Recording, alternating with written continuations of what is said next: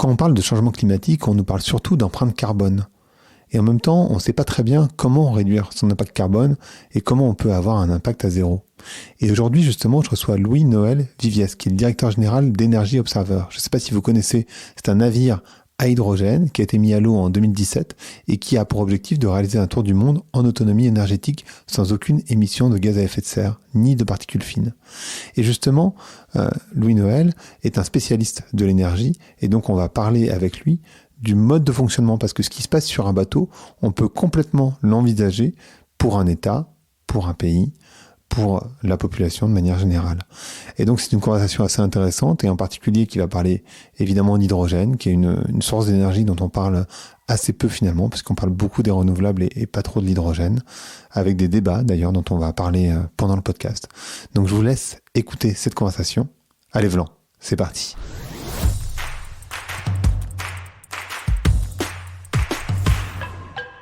Bonjour à toutes et bonjour à tous. Bonjour Louis-Noël. Bonjour. Moi, j'ai une grande admiration pour les personnes qui sont dans la mer et qui peuvent faire face aux tempêtes. Mais en fait, ce qui est intéressant avec votre profil, c'est que vous avez ce mix entre la navigation et en même temps l'analyse du mix énergétique et en particulier, on va y revenir, de l'hydrogène. Comment vous en êtes arrivé à créer ce bateau et pourquoi en fait vous avez fait ça? On a fait ça parce que on est des coureurs à la base. Enfin, au moins un tiers des équipes sont des gens qui font de la course, donc qui utilisent des technologies en fait assez pointues en termes de composite, en termes d'énergie embarquée, et donc après avoir passé des années en fait à aller chercher des sponsors pour gagner un quart de nœud, un dixième de nœud parfois pour améliorer la performance, on s'est dit que si on investissait la même somme d'argent dans justement le développement de solutions qu'on utilise un petit peu sur les bateaux de course, comme les panneaux solaires, comme les éoliennes, comme les hydroliennes, mais si on investissait de manière un peu plus massive, plutôt que d'essayer de gagner un quart de nœud, qu'on essayait de gagner 10 kilowatts, ça aurait peut-être des applications beaucoup plus universelles. Donc le créateur du projet, en fait, Victorien Hérussard, il a fait beaucoup de transats, des routes du Rhum, des transats Jacques Vabre, etc. Et un jour, il est tombé en panne de générateur diesel au milieu du Pacifique. Au milieu de l'Atlantique, parce que c'était pendant une course transatlantique. Et il avait un groupe diesel, comme beaucoup de coureurs. Il avait bien sûr des panneaux solaires aussi, mais pas de très bonne qualité, pas très bien calibré, etc. Et donc, il s'est retrouvé tout d'un coup, alors qu'il était en tête de la course, avec impossibilité de gagner, plus de pilote automatique, plus de radio, plus d'instruments de navigation, plus de météo, plus rien. Et donc, il a perdu la course. Tout ça parce que il avait un problème de je sais plus, de segment sur son bloc diesel, et qu'en fait, son installation solaire était pas du tout adéquate. Donc, il s'est dit, c'est quand même vraiment rageant. J'ai du soleil, du vent, de la vague. Je suis entouré d'énergie. Et je suis planté là comme un idiot parce que on est toujours dépendant du fossile. Donc c'est là qu'il s'est dit, bon allez, j'arrête d'investir dans la course au large et je vais investir dans la course à l'énergie propre et à l'énergie naturelle et accessible et hyper fiable parce que partout disponible et gratuitement disponible en plus. Voilà. Et donc, Energy Observer, ça porte bien son nom. Donc, vous observez aussi l'usage des énergies, comment on peut utiliser les différentes énergies entre elles, comment ça fonctionne. Quelque part, c'est aussi, enfin, moi j'ai l'association, mais peut-être que vous allez me dire l'inverse, qu'on était dans cette logique de performance. Vous en avez parlé de la performance, en particulier en navigation, d'arriver le premier, etc. Et quand on parle d'énergie, il s'agit moins d'arriver le premier, ou d'être dans la performance au sens ce que j'appellerais performance du XXe siècle, c'est-à-dire oui, arriver le premier, aller le plus vite, etc., mais plutôt de durer le plus longtemps. Non, c'est pas, il y a ça derrière ou je me trompe? Oui, mais ça c'est dû à notre culture. C'est qu'en fait, quand vous voulez même gagner une course, vous pouvez pas le faire contre les éléments. Il faut le faire avec. Les grandes routes maritimes historiques, c'est toujours des routes qui sont avec les alizés dans le dos, qui vous poussent. Vous n'allez pas contre la vague. Quand vous avez vraiment un front qui arrive avec beaucoup de mauvais temps, soit vous le fuyez, soit vous l'utilisez le mieux possible en essayant d'avoir un angle par rapport au vent et aux vagues qui va vous permettre de progresser. Donc c'est quand même une école, et même toute la stratégie météo que vous déployez sur une transat ou sur une course, ce n'est jamais que étudier les éléments et à quelle vitesse ça va se déplacer et comment je vais pouvoir les optimiser. Donc en fait, on fait que ça dans la course. On fait que optimiser les éléments, le vent, l'eau, les courants, pour essayer d'en optimiser en fait l'apport. D'accord ? C'est vraiment ça la base de la course au large aujourd'hui. Donc c'est pour ça que c'est vraiment notre culture. Et cette notion d'aller avec les éléments plutôt que contre eux, parce que de toute façon, on peut pas tricher en mer. Il n'y a pas de triche possible. Vous pouvez pas les quelques rares qui ont essayé de tricher en falsifiant leur position dans les années 70. On en a fait des films dramatiques, mais il y a pas de solution dans la triche. Donc il faut faire avec. Et il faut même optimiser en fait ces ressources, optimiser ces éléments qui sont souvent très forts, très violents, mais les utiliser pour pouvoir arriver à bon port. Alors bien sûr, arriver le premier quand on fait de la course, et nous aller le plus loin possible. Et nous, notre nouvel objectif, c'est pas d'être le plus rapide, c'est d'être le plus autonome possible, c'est-à-dire de prouver que en fait, on peut arriver à l'autonomie éternelle, c'est-à-dire une espèce d'autonomie complète, un peu le Waterworld du 21e siècle, si vous voulez, rien qu'en utilisant à bon escient et en intelligence, en mixant du solaire, de l'éolien, de l'hydrolien. Et parce que ça, c'est applicable même à terre. Alors à terre, en plus, vous pouvez ajouter de la géothermie, de la méthanisation de vos déchets, etc. Mais nous, tout notre savoir-faire, toute notre science, c'est vraiment mixer ces énergies disponibles parce qu'elles sont toujours complémentaires. Et on a mis un gros focus et on a beaucoup travaillé sur l'hydrogène. Pourquoi ? Parce que c'est pour nous la brique qui manquait pour pouvoir stocker quand vous avez beaucoup de soleil pendant une période et qu'après vous en avez plus, vous avez plutôt plus de vent ou plus de courant. L'hydrogène vous permet de stocker ces énergies sur une très longue période. Si vous enterrez une bouteille d'hydrogène pendant un mois ou deux et que vous la ressortez, vous aurez toujours la même quantité d'énergie dedans. Alors que si vous le stockez dans une batterie, ça perd de la puissance, c'est lourd. Et puis je parle pas des problèmes de recyclage, mais voilà. Donc c'est cette culture en fait qui est profondément en nous. Dans l'équipe, vous avez à peu près, comme je vous disais, il y a à peu près un tiers des gens qui viennent de la course, qui soient architectes, coureurs, skippers, ingénieurs. Vous avez un tiers qui viennent de la marine marchande, où là, c'est pas tout à fait la même culture. C'est des gens qui aiment bien partir à l'heure, arriver à l'heure, et qui ont besoin d'une fiabilité absolue, parce que et puis d'une certaine vitesse quand même, d'une certaine performance. Parce que quand vous prenez le canal de Kiel, par exemple, ou quand vous voulez aller à Hambourg et que vous remontez la rivière, qui est très longue, vous êtes obligé de maintenir une vitesse minimum. C'est pour ça que le transport lourd à la voile, c'est très bien sur les grandes traversées, mais surtout ce qui est cabotage, qui représente quand même le gros de la navigation, c'est-à-dire d'aller de port en port en empruntant des estuaires, des rivières, etc. La voile pure n'est pas suffisante, parce que vous êtes quand même, il y a tellement de trafic qu'il faut pouvoir emprunter des voies maritimes qui sont très très souvent étroites, difficiles, à une vitesse minimale. Donc voilà, on a besoin de performance pour pouvoir convaincre en fait les communautés maritimes que c'est pas parce qu'on est écolo qu'on est très lent, même si on est lent par rapport à eux, mais qu'on peut tenir des moyennes qui sont aujourd'hui bankable, c'est-à-dire qui sont raisonnables pour du transport de fret, de passagers, etc.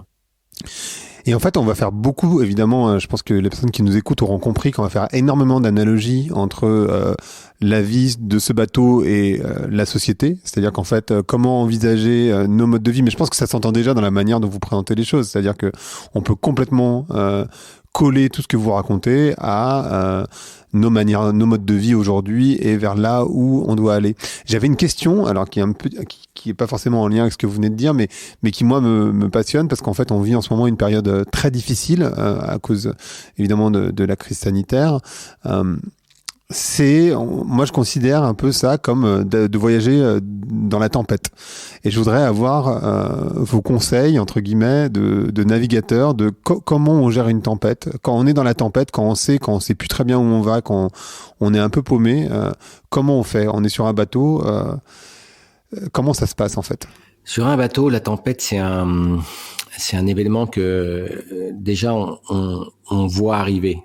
Aujourd'hui on se fait plus surprendre par une tempête. Donc le premier élément c'est que on anticipe. Il faut vraiment anticiper.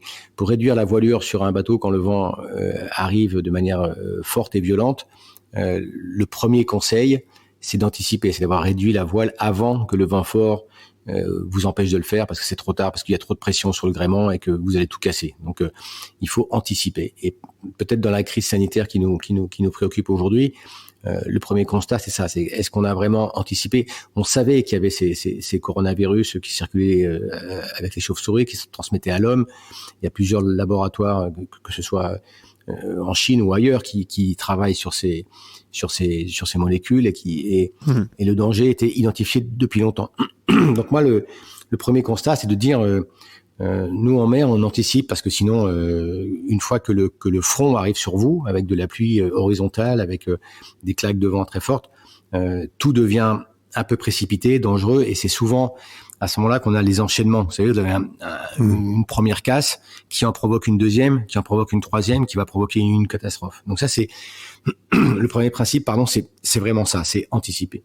Ensuite, le deuxième principe, c'est d'essayer de bien comprendre l'élément qui vous oppresse, qui vous contraint, et essayer d'aller un peu dans son, plutôt que de se battre en frontal, c'est essayer d'être intelligent avec lui, soit le fuir, s'il est vraiment, il est de toute façon, vous pouvez absolument rien en tirer, il faut fuir, soit l'utiliser, c'est-à-dire essayer de le prendre à son propre jeu et en tirer un bénéfice pour vous. Alors c'est sûr que dans l'histoire du coronavirus, c'est plus compliqué à dire.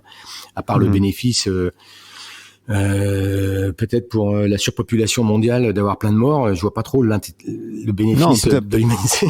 Ça peut être de ralentir et de prendre le temps parce qu'en fait justement, enfin moi je fais aussi l'analogie avec la crise climatique et les changements qu'on doit faire qui sont systémiques en fait, et peut-être que ce virus, cette crise sanitaire nous donne l'opportunité à une plus grande échelle de prendre un temps de respiration sur nos modes de vie, et parce que le coronavirus c'est juste la première expression entre guillemets très tangible de cette crise beaucoup plus large qui est la crise écologique. Donc en fait on peut le voir ça aussi comme ça, c'est-à-dire qu'en fait cette crise sanitaire c'est un premier signal très fort, très tangible de ce qui nous attend dans les années à venir. On peut aussi l'envisager comme ça.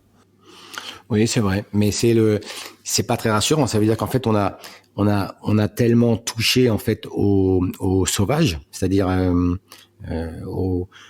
à des virus qui sont censés ne jamais nous toucher parce qu'ils sont sur des animaux qui sont dans des forêts primaires ou qui sont au fond des grottes.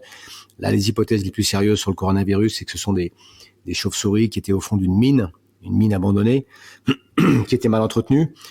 Du coup, elles en ont fait leur nid. Il y avait une très forte concentration, il y avait des déjections, et puis apparemment, ce seraient des mineurs qui auraient commencé à vouloir nettoyer cette mine pour pouvoir soit la réexploiter, soit s'en servir comme un stockage. Mais en tout cas, on n'a pas à être mixé aussi près avec ce monde sauvage. On n'est pas, on doit le respecter et chacun chez soi. Donc c'est vrai que la destruction de tous ces environnements primaires vont faire qu'il y aura de plus en plus, enfin à mon sens, on risque d'avoir encore d'autres pandémies à l'avenir. On voit une résurgence maintenant de l'Ebola en Afrique. On voit des résurgences d'autres. Il paraît qu'il y a plusieurs milliers en fait de types de coronavirus. D'accord. Alors maintenant qu'il soit aussi contagieux que celui-là, non. Heureusement pour nous. Sinon, on serait peut-être déjà beaucoup moins nombreux sur la Terre. Mais non, il faut écouter. En fait, il s'agit pas de faire de l'angélisme et de dire voilà, c'est Dame Nature qui nous commande. C'est pas le sujet. Le sujet, c'est de comprendre que il y a des virus qui vivent et qui prospèrent sans nuire en fait aux chauves-souris qui les portent. Je parle pas de l'histoire du pangolin qui aurait transmis les chauves-souris à l'homme, parce que là on rentre dans des trucs, dans des hypothèses un peu qu'on ne maîtrise pas. Ouais, qu'on ne maîtrise pas. Mais ce qui est sûr, c'est que les chauves-souris sont porteuses de beaucoup de coronavirus. Mais une chauve-souris ne vient jamais, à part dans les films de vampires, elle vient pas s'accrocher sur vous pour vous baver dessus. Hein. Donc qu'est-ce qu'on a été pourquoi est-ce que on s'est retrouvé comme ça, confronté à des coronavirus, parce que nous, on porte aussi des coronavirus tous les ans. On a des vagues de grippe, on s'y habitue, on se vaccine, on anticipe, on fait attention, on se lave les mains, on se protège. Je pense que là, ce qui va nous rester, c'est que non, la nature n'est pas un monde de bisounours. Il y a aussi des échelles de prédateurs, que ce soit chez les virus ou chez les animaux. Il y a aussi une échelle de la violence qu'il faut qu'on reconnaisse et que parfois on n'est pas à notre place dans certains milieux où on est trop exposé. Il faut pas y aller. Voilà, c'est tout. Donc, aller farfouiller des mines pleines de chauves-souris, on sait depuis très longtemps que c'est des choses qui sont dangereuses, que ces petits mammifères volants portent des organismes maladies, qui peuvent nous nuire. Et voilà, laissons-les chez elles, quoi. Voilà. Et pour revenir sur notre image, enfin sur cette image entre la navigation et enfin en tout cas la tempête et la gestion des crises. Donc ce que vous dites, c'est soit on peut fuir, soit on peut faire avec les éléments. Dans la mer, il y a au moins 2 éléments, c'est les vagues et le vent. Il y en a une qui vous accélère et l'autre qui vous ralentit. Hein, si je me trompe pas, c'est quasiment des forces contraires ou comment c'est? Parce que moi je suis pas navigateur, donc. Non, c'est pas ça. C'est qu'en fait l'intérêt d'être sur l'eau, c'est que vous êtes à l'interface de 2 gaz qui sont l'air et l'eau, en effet, mais dont la densité est très différente. Ce qui fait que tout est beaucoup plus compliqué. Notamment quand on dessine des bateaux de course, donc on a une partie du bateau qui est dans l'eau, la quille, les foils, etc. Et puis vous avez une partie qui est en l'air, donc le gréement, les voiles, les cerfs-volants, éventuellement, ou les ailes.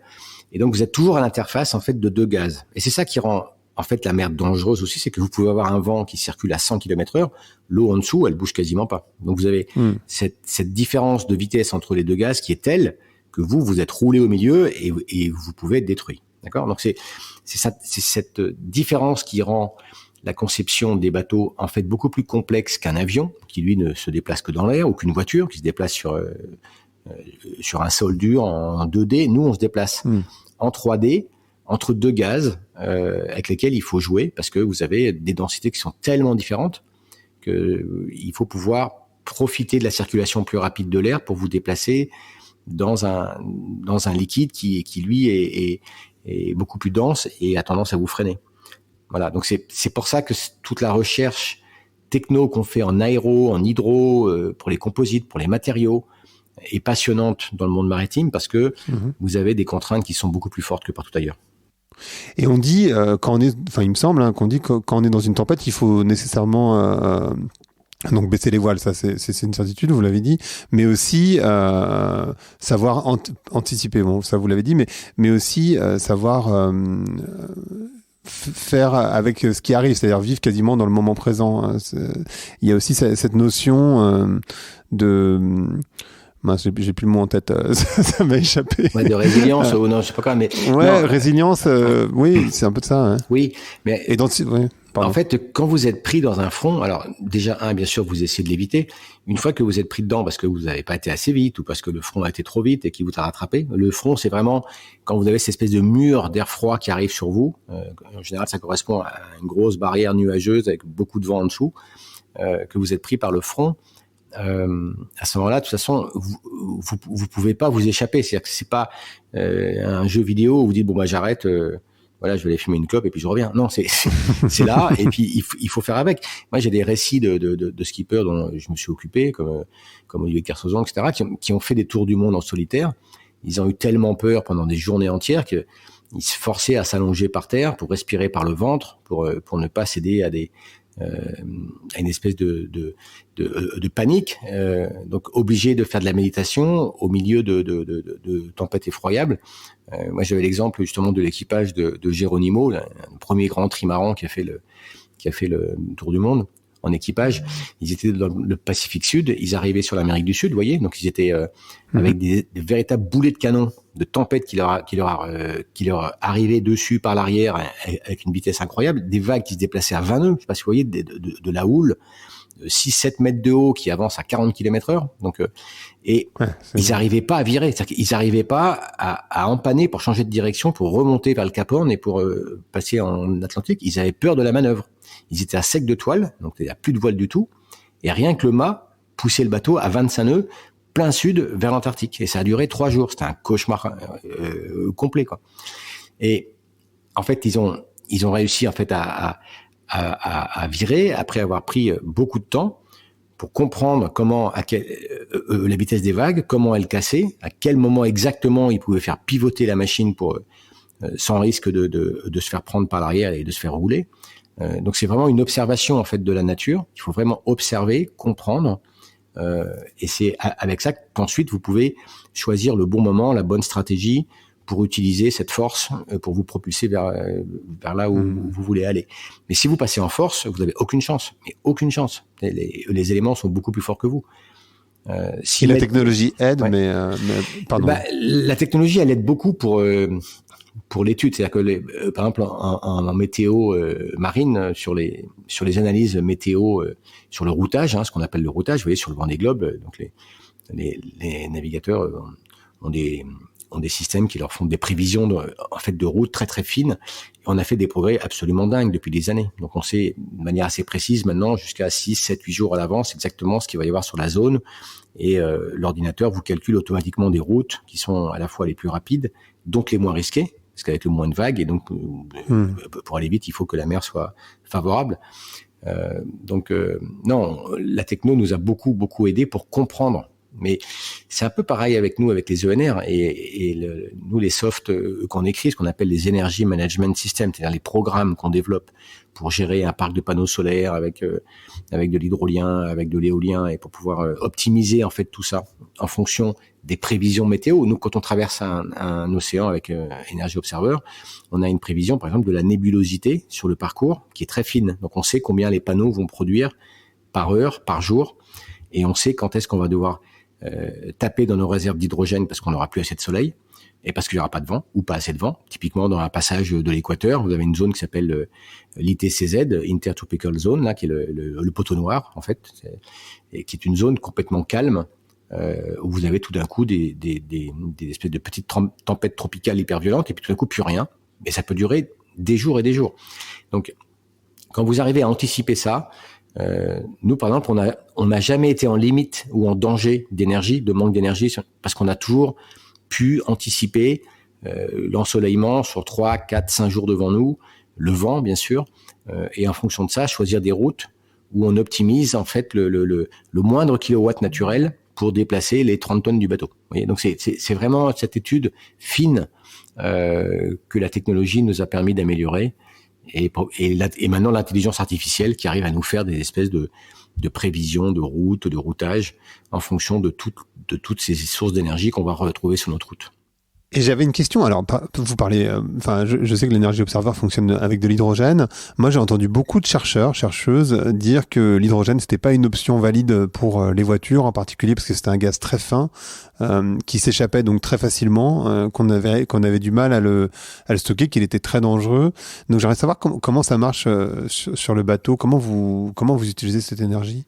En fait, sur le bateau, c'est un bateau électrique, donc avec un petit parc de batterie. Mais je dis petit parce qu'il fait, on stocke à peu près 100 kW 100 kWh donc d'énergie dans un parc de batterie lithium-ion, plutôt à l'arrière des flotteurs, parce que on sait il y a un risque quand même d'incendie avec les batteries qui est fort.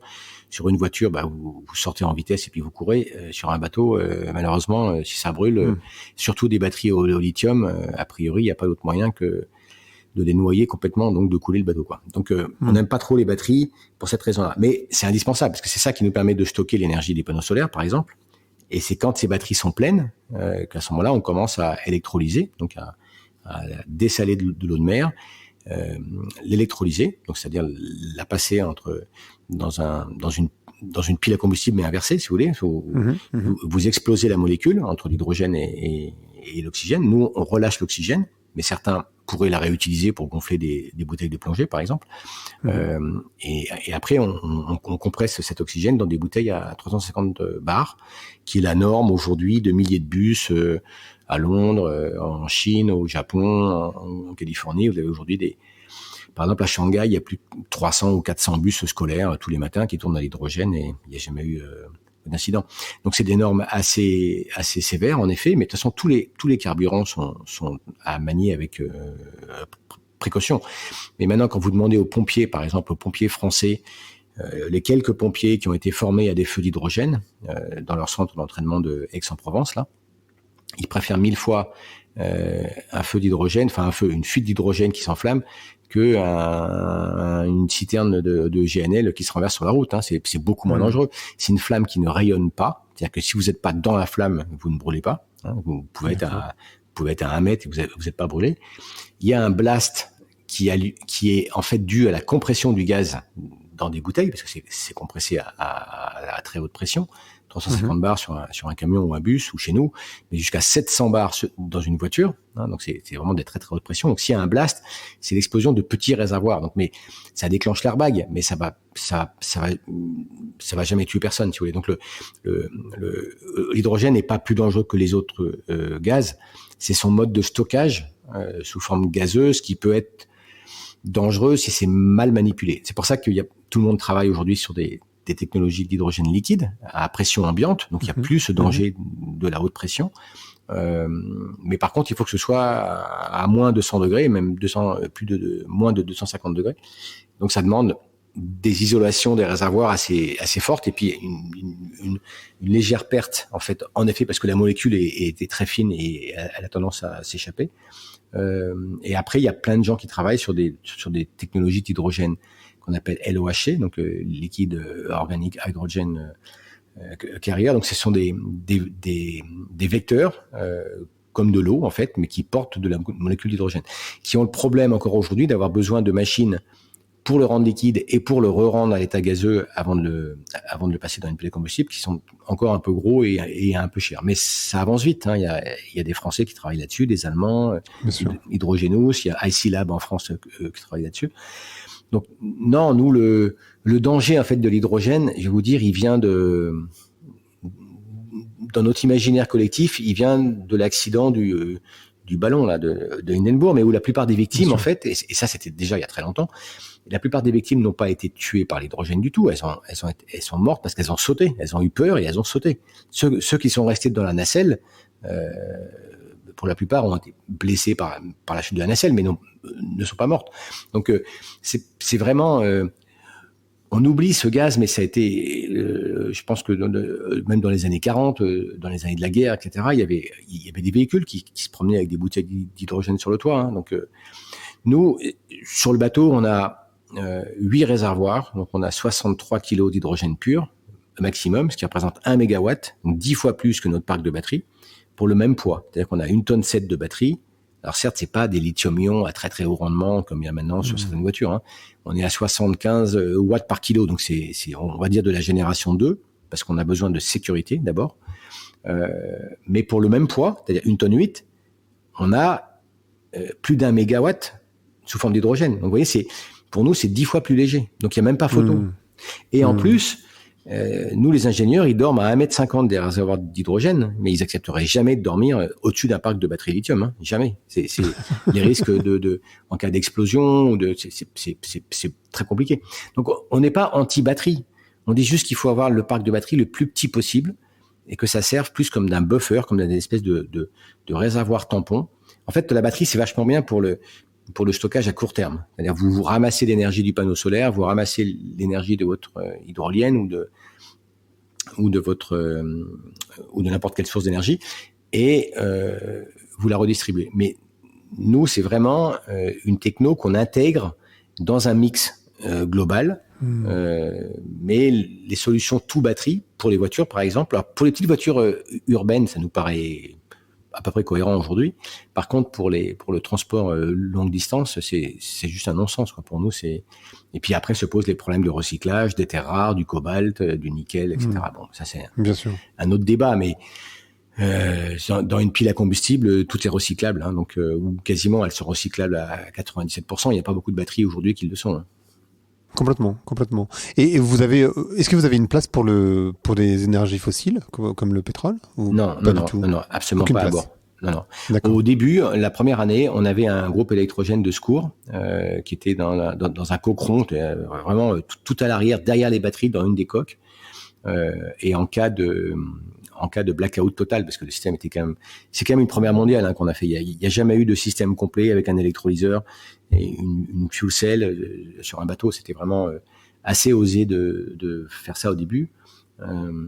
Et les ingénieurs du CEA qui ont conçu le système original. Alors c'est vrai que depuis on l'a beaucoup fait évoluer hein, avec On a quasiment tout changé déjà au moins 2 fois ou 3 fois pour optimiser. Ouais, le système tel qu'il était au début, c'était une première mondiale. On n'avait aucune certitude sur la fiabilité, sur la durée de vie de cet électrolyseur qu'on avait complètement trafiqué pour le rendre seaworthy, pour le rendre résistant à la corrosion, résistant au choc, etc. Donc, on avait ce groupe diesel en backup que d'ailleurs notre assureur nous obligeait à embarquer, quoi. Donc, bon, voilà. Mais non, mais on a ça, c'était vraiment les tout débuts quand on a commencé le Tour de France en 2017. Mais depuis, on ne fait que cramer de l'hydrogène. Et de moins en moins en plus parce qu'on optimise vraiment toutes les briques. Donc aujourd'hui, en fait, l'hydrogène sert vraiment quand on est en fin de batterie, vous voyez, au milieu de la nuit, qu'on n'a plus de vent, qu'on n'a plus de trucs. Hop, en une demi-heure de fuel cell, donc de pile à combustible, on remonte 100% des batteries et ça nous permet d'attendre le retour du soleil ou du vent. Et donc c'est vraiment une fonction de bouche-trou, hyper fiable, hyper silencieux, mais qui nous permet de tenir des moyennes qui sont aujourd'hui de l'ordre de 6 nœuds et demi sur une transatlantique, mais avec des pointes à 12-13 nœuds. Donc, ça devient vraiment intéressant. Et alors, pour continuer sur l'analogie, ce bateau, ça me fait un peu penser à l'Arche de Noé. C'est-à-dire qu'en fait, à un moment donné, ce bateau, il fonctionne et il est autonome. Qu'est-ce que vous avez appris qu'on pourrait appliquer à nos modes de vie de manière générale sur Terre, enfin sur Terre, sur la Terre, j'entends, ouais. Pas sur la mer du coup. Bah c'est bizarre parce que nous on pensait d'abord faire un démonstrateur, c'est-à-dire montrer que ça pouvait marcher, qu'on pouvait avoir une autonomie illimitée.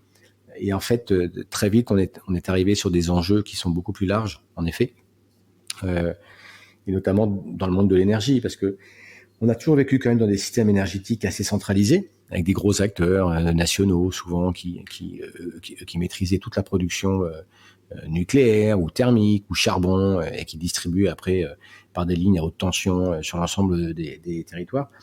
Une des raisons pour lesquelles l'hydrogène ne s'est pas développé plus vite, c'est aussi parce que justement il dérangeait quand même beaucoup ces statu quo bon bref, parce que ce qu'on a fait sur ce bateau-là, c'est très facile, c'est même beaucoup plus facile en fait de l'extrapoler sur un village, sur une île, sur un quartier. C'est ce qu'on appelle les smart grids. Et d'ailleurs, curieusement, les Chinois sont très très en avance dans les systèmes de gestion de ces smart grids aujourd'hui. Vous pouvez avoir une zone commerciale, par exemple, dans laquelle vous avez des grands magasins, etc., qui ont besoin de beaucoup d'énergie dans la journée parce qu'ils sont ouverts, ils ont besoin de chambres froides, de vitrines réfrigérées, de lumière, etc., bien sûr, qui sont en face d'un quartier résidentiel où dans la journée, les 3/4 des maisons sont plus ou moins vides et ont besoin de moins d'énergie. Et on peut très bien imaginer des systèmes où en fait la zone d'activité commerciale va alimenter le soir aux heures de pointe la zone pavillonnaire et à l'inverse, dans la journée, la zone pavillonnaire redonner son énergie en surplus à la zone d'activité en face. Et ainsi, non seulement dans un premier temps, lisser les pics, c'est-à-dire les pics de consommation quand il fait très chaud ou quand il fait très froid.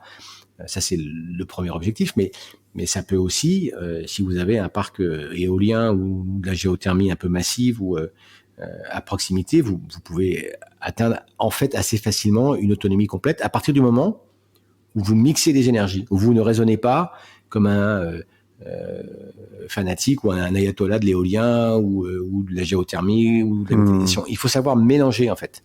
Et c'est ça qui rend notre système super intéressant et c'est pour ça qu'on est par exemple accueilli dans toutes les zones isolées parce que on se rend compte aujourd'hui que beaucoup de conflits, beaucoup de dépendances, enfin on le voit par exemple dans les îles en Indonésie où tout le monde se déplace en bateau avec des moteurs à essence où vous avez des énormes groupes électrogènes sur toutes les îles, mais en fait ils n'ont pas de pétrole donc ils vont l'acheter à Brunei où ils l'importent ou ils l'importent de Jakarta. Alors vous avez des bateaux citernes. Enfin, c'est un non-sens en fait.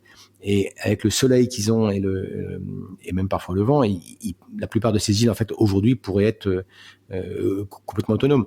Et on se rend compte aussi que la plupart des grands conflits récents, je parle du conflit syrien qui aurait été déclenché en fait par la volonté du monde sunnite de pas laisser les chiites, les Iraniens vendre leur gaz directement en Méditerranée, et que donc quand Assad a dit ok, on fait ce gazoduc pour aller jusqu'à Tartous et pour pouvoir vendre le gaz iranien directement sans passer par la Turquie, c'est comme par hasard, c'est là que le conflit a éclaté. Bon, j'ai pas j'ai pas à juger des parties prenantes et de qui a financé quelle guérilla, etc. Mais ce conflit, à l'origine, aujourd'hui, il est à peu près évident que c'est d'abord pour des raisons d'énergie, de pétrole. Bien sûr.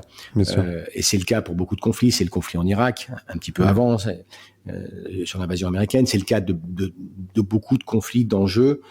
Et si chaque communauté, chaque village, chaque ville pouvait avoir ne serait-ce que 50% de son énergie qui soit locale et qui ne dépende de personne, non seulement vous permettez un accès à l'énergie à tous, y compris aux plus défavorisés, donc vous limitez quand même tout ce qui est migration sud-nord, etc. Vous limitez les risques de conflit, vous faites baisser la valeur du pétrole et même du nucléaire jusqu'à des niveaux qui deviennent normaux et qui correspondent à des consommations qui deviennent un peu marginales, comme les avions. Où, oui, il va encore falloir 5, 6, 7 ans avant que des avions à hydrogène ne volent, sans doute. Oui, il y aura encore... Nous, on n'est pas des anti-moteurs thermiques. De toute façon, on est juste pour aller le plus vite possible vers une décarbonation. Voilà, le plus vite possible, sans arrêter l'activité économique, et pour rendre autonomes des territoires qui pourraient, à nos yeux et aux yeux de plein de spécialistes, l'être, mais dès aujourd'hui. Parce que les technos sont là. On entend encore beaucoup en France, ouais, mais c'est pour dans 10 ans, etc. Mais non, là, on arrive avec le bateau en Californie dans 3 semaines.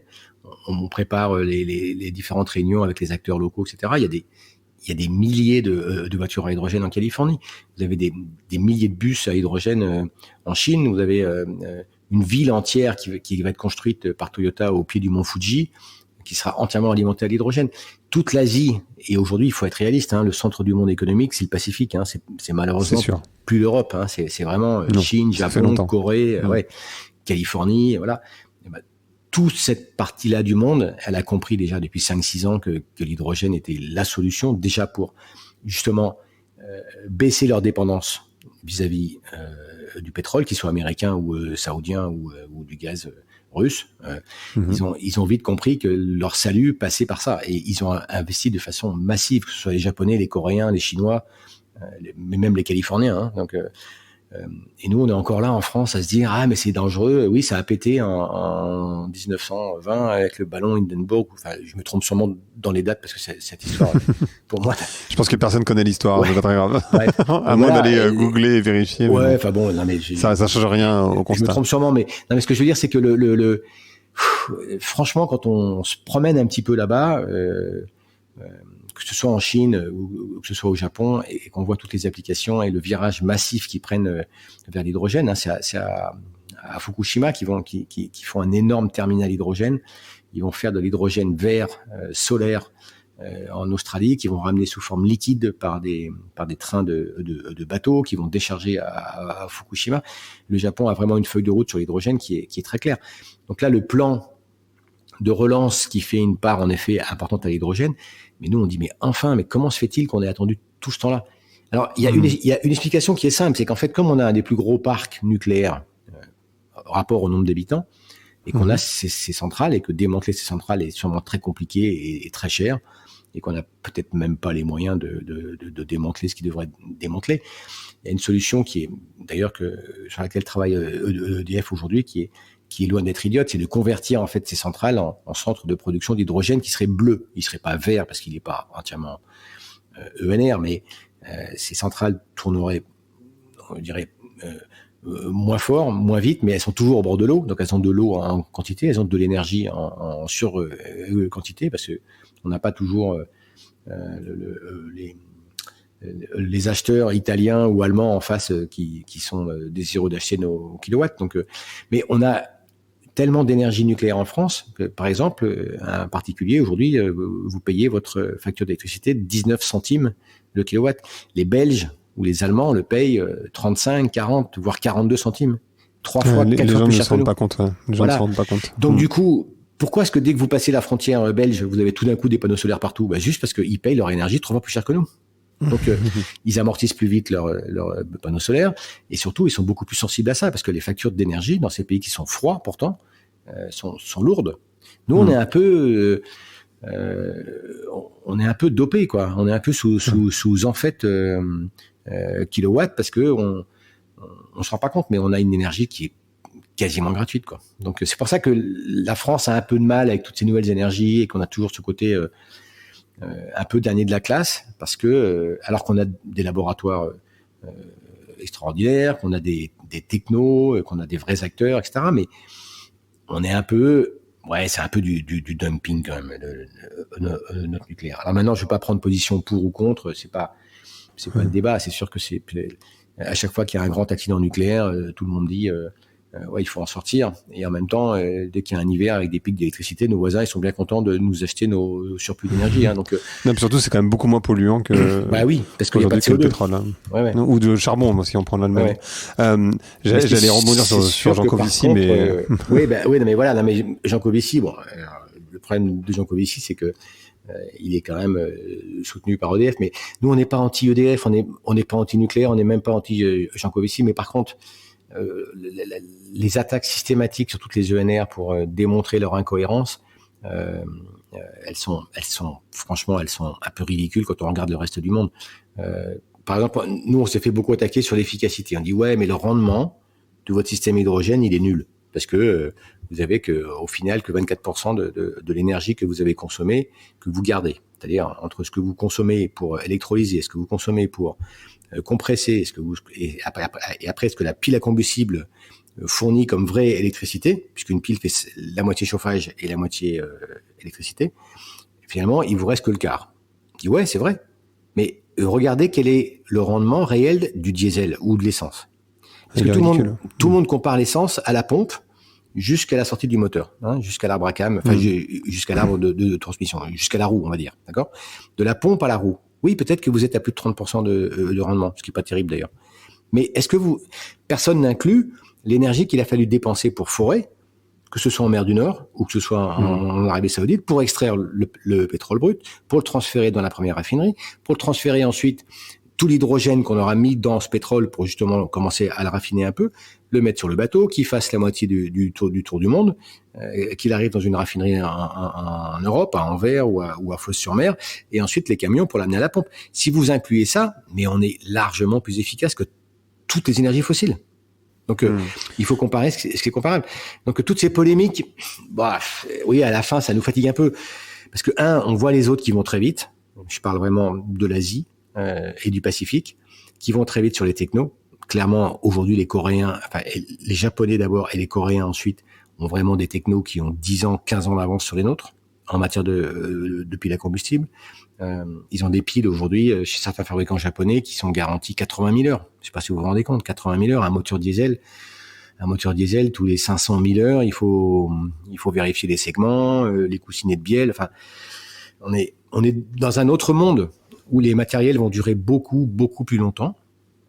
Certes, ils sont encore un petit peu plus chers aujourd'hui, mais leur durée de vie est tellement incomparable qu'en fait, le coût réel du kilowatt sur 10 ans est beaucoup plus compétitif dès aujourd'hui déjà, pour les solutions hydrogène. Donc, et tout le monde le sait, c'est évident. Donc, Et il y a une question que je me pose, c'est, en fait, on n'en a pas beaucoup parlé. On a l'impression, quand on vous écoute, qu'on va pouvoir continuer nos modes de vie classiques, c'est-à-dire sans décroissance, qu'on va pouvoir avoir le même confort qu'on avait aujourd'hui, mais en fait, la consommation d'énergie qu'on a aujourd'hui, ça va être de l'hydrogène.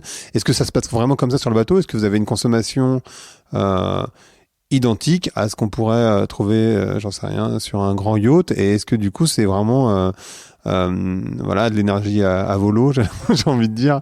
Non. Non, ça marche pas comme ça. Non, ça marche pas comme ça, parce que, alors, on n'a pas voulu faire de compromis sur le confort. C'est-à-dire qu'on a du chauffage, de la clim, une machine à laver la vaisselle. Donc on a exactement, en effet, tous les équipements que vous avez sur un grand yacht aujourd'hui, ou dans une maison, on va dire. Mais maintenant, on a des règles de gestion du système il y a un peu plus de 1000 capteurs sur le bateau, 300 alarmes, et tout est géré de façon entièrement automatique. C'est-à-dire la pile démarre automatiquement quand on arrive à moins de X% de tel pack de batterie, etc. Bon. Les hélices sont des hélices à pas variable automatique qui dont le pas, c'est-à-dire l'angle de la pale d'hélice dans l'eau varie en fonction de la vitesse du filet d'eau. Enfin bref, donc oui, d'accord, c'est un bateau très sophistiqué.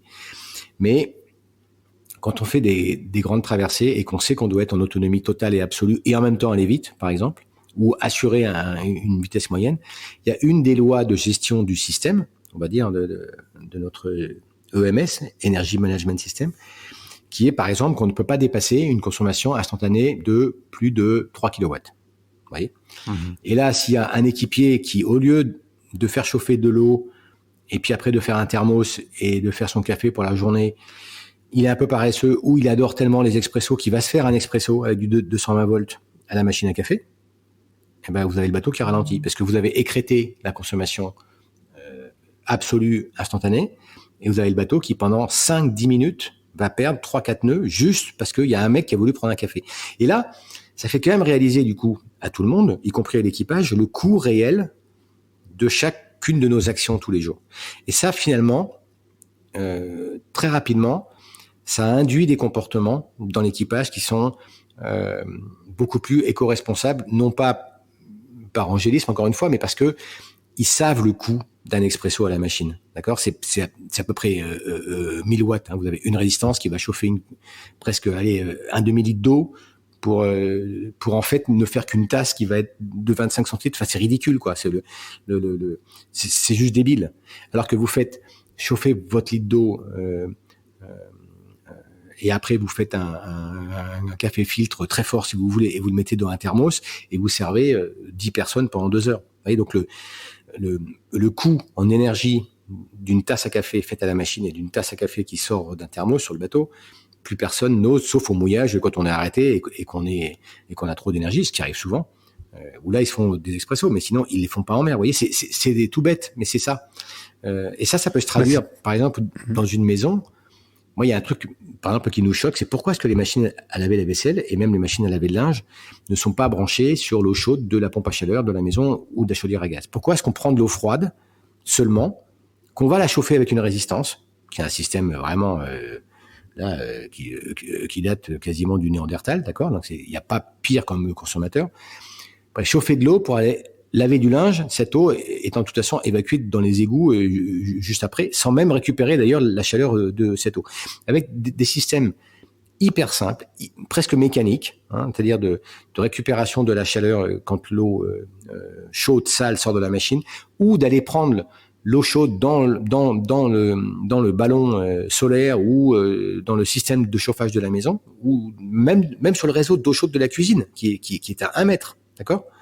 On économiserait des milliers de kilowatts sur vous voyez, sur une rue, sur un village.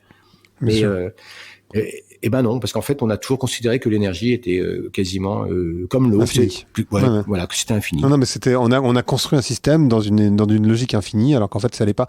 Comment on pourrait aider les gens aussi ? Parce qu'en fait, ce que vous dites, c'est que les personnes sur le bateau, elles prennent conscience parce que elles peuvent voir l'impact de leur consommation. La problématique dans nos modes de vie aujourd'hui, c'est qu'on n'a aucune idée des impacts de nos consommations. C'est-à-dire qu'il n'y a pas un compteur de CO2 sur une voiture, il n'y a pas, enfin voilà, il n'y a pas un compteur d'eau sur nos douches, on n'a aucune idée et puis en plus, enfin, il y a d'abord le voir et puis après comprendre les conséquences que ça peut avoir. Donc en fait, on n'a pas cette notion-là finalement dans la vie ordinaire. Ouais, mais il faut faire attention aux jeunes générations qui arrivent, qui sont beaucoup plus sensibles que nous.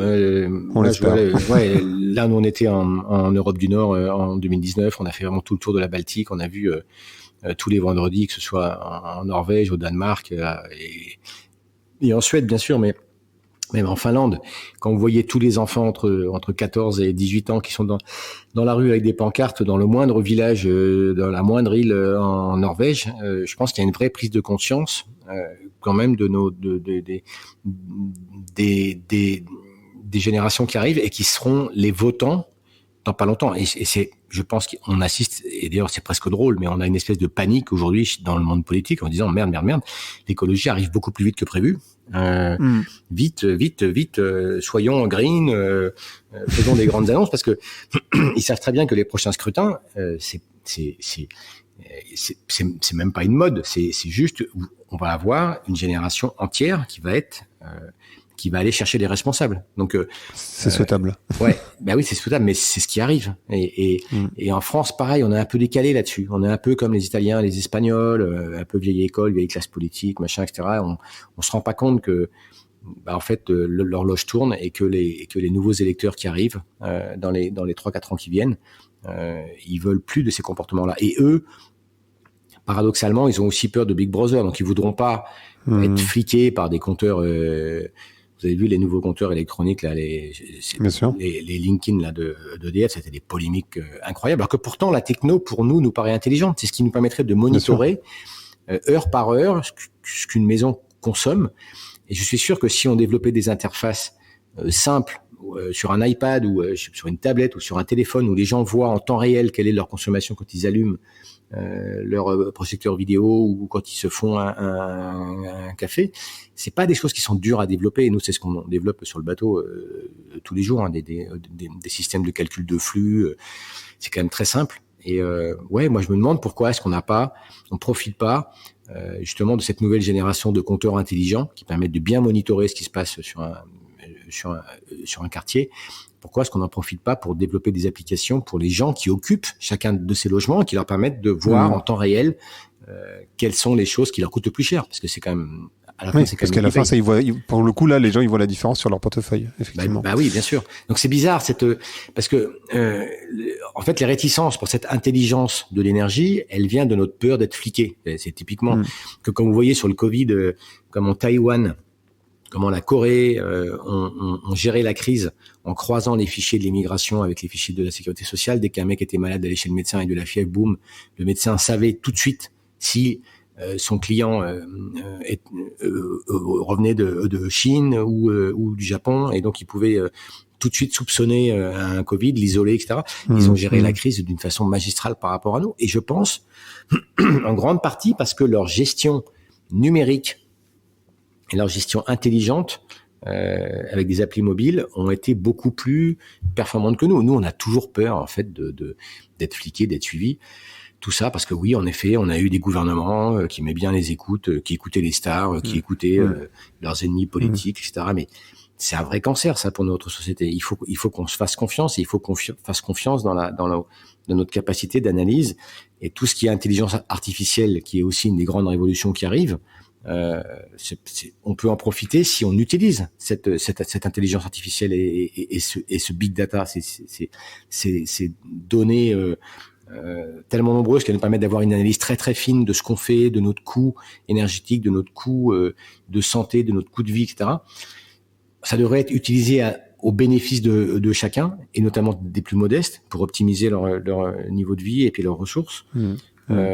Et on fait rien ici parce que on a toujours peur qu'il y ait les fantômes du RPR qui viennent espionner, ou de Mitterrand qui viennent espionner Jean Dernalier et ses nombreuses maîtresses. Enfin voilà, c'est vrai que des fois culturellement on est un peu découragé, quoi. On se dit mais c'est quand même bizarre ce pays. C'est vachement beau, mais ils sont quand même bizarres. Un peu étrange. Et alors, comme vous devez partir, je vais devoir finir cette interview. Donc je voudrais savoir, puisque ce podcast s'appelle Vlan, à quoi vous voulez ouvrir et où claquer la porte? C'est dommage, que j'aurais bien voulu continuer cette conversation, mais... Ouais, mais on pourra la continuer hors podcast. Hors enregistrement, exactement. Ouais.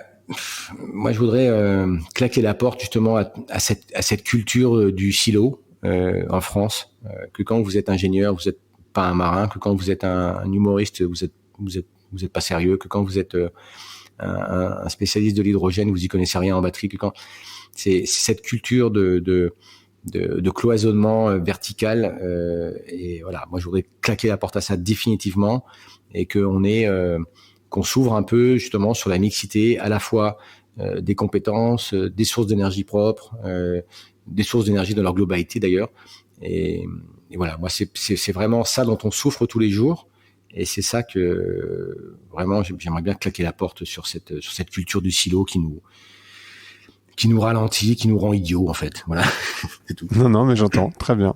Parfait. Merci beaucoup, Louis-Noël. Je vous en prie. Merci d'avoir écouté Vlan. Si vous avez aimé l'émission, n'hésitez pas à mettre des étoiles sur vos plateformes de podcast préférées. Vous pouvez aussi partager l'épisode sur vos réseaux sociaux, Instagram Stories, Facebook, LinkedIn, où vous voulez.